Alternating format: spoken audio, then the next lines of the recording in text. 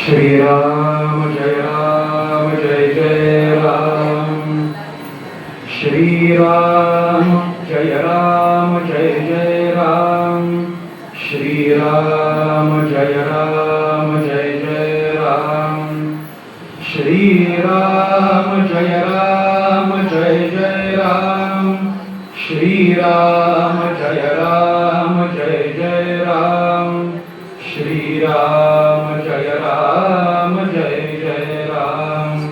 जय जय रघुवीर समर्थ। वक्रतुंड महाकाय सूर्यकोटी समप्रभ।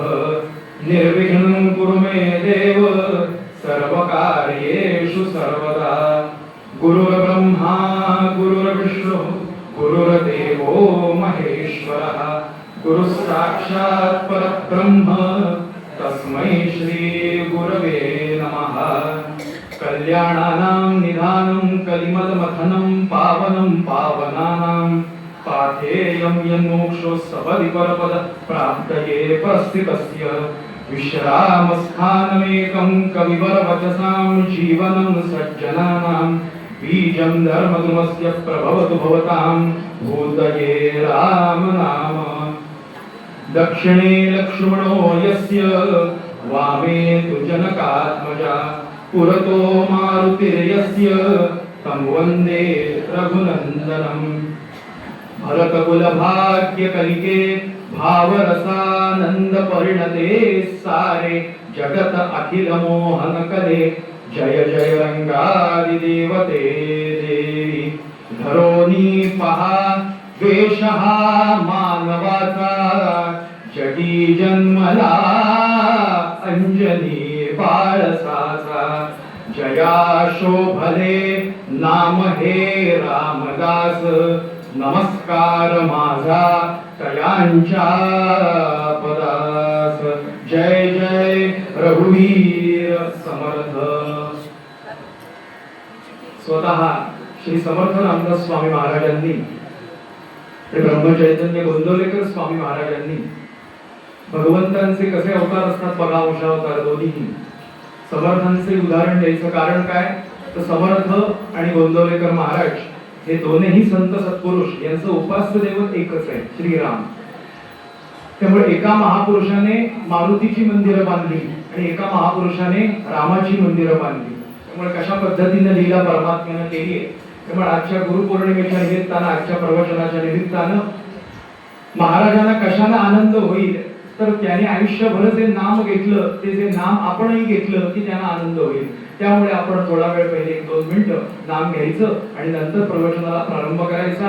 कारण सगळ्याच देवता उत्तम आहेत, चांगले आहेत, बरं का।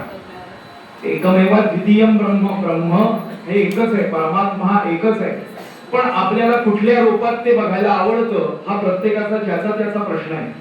त्यामुळे सगळ्यात महत्त्वाचं कारण समर्थ रामदास स्वामी महाराजांनी सांगितलंय की कथा भरपूर आहेत आपल्याकडे। कथा मोरयाची, कथा शंकराची, कथा भार्गवाची, कथा वामनाची, कथा नृसिंहाची, कथा पांडवांची, पण समस्तांमध्ये श्रेष्ठ या राघवाची।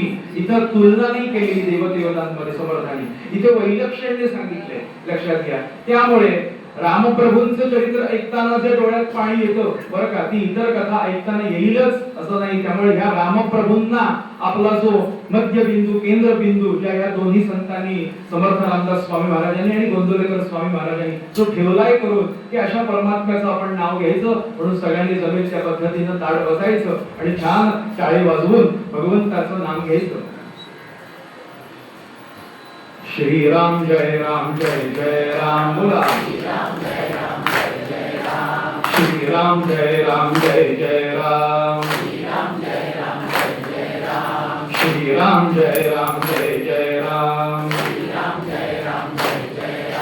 श्रीराम जय राम जय जय राम। श्रीराम जय राम जय जय राम।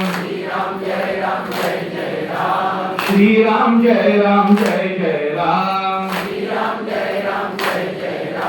श्रीराम जय राम जय जय राम।